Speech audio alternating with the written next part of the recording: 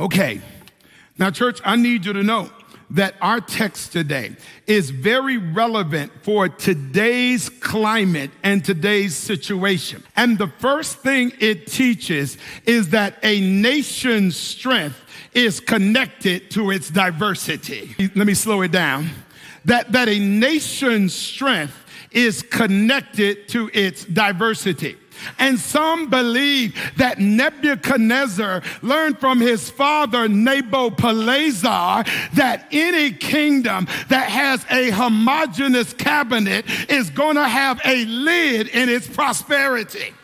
In other words, Nebuchadnezzar knew that if your cabinet is homogeneous, if your military looks the same, if all of those in leadership think the same, guess what? Your blind spots are going to be permanent. And the only way to get a 360-degree view of wisdom is to have people from every nation represented in the leadership of government.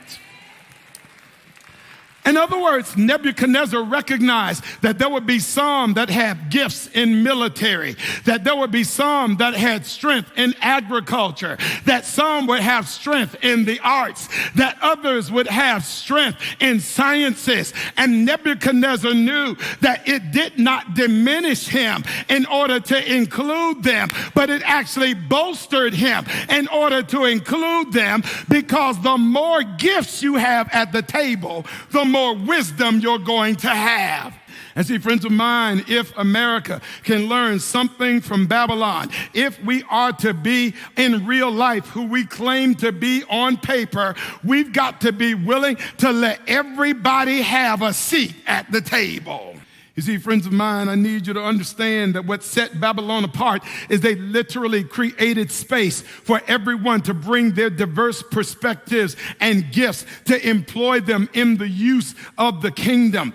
And one of the things I simply want to suggest to us, friends of mine, is that the only way that America has got as far as it has gotten is because of the contributions of people who look like you and me. Am I preaching to anybody today? No, y'all looking sleepy and tired, but I'm going to preach it whether y'all hear this thing or not today.